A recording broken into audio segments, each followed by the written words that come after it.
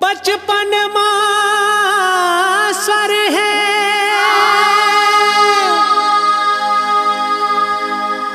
जवानी मां स्वर है,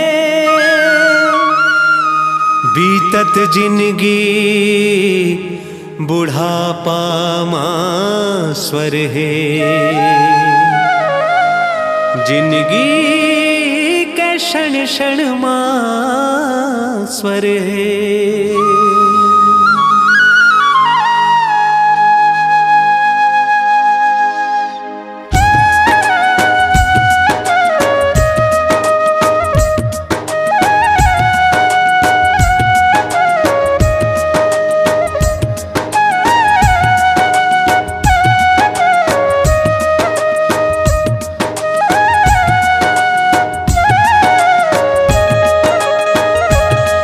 जिंदगी के हर पल मां स्वर है,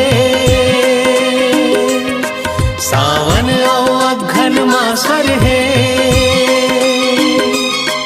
जिंदगी के हर पल मां स्वर है, सावन और अघन मां स्वर है। ऋतु सब रात दिन मां स्वर है, धरती और गगन मां भी स्वर है।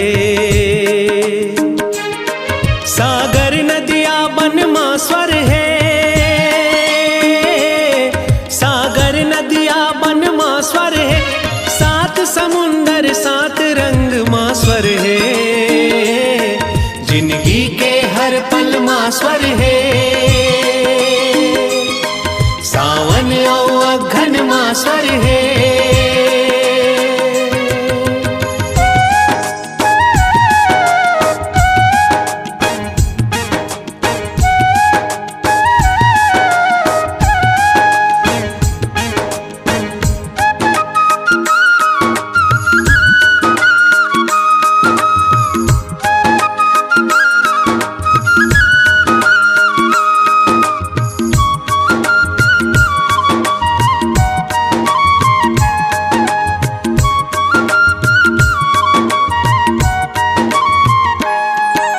जीवन मरण सब ढंग मां स्वर है,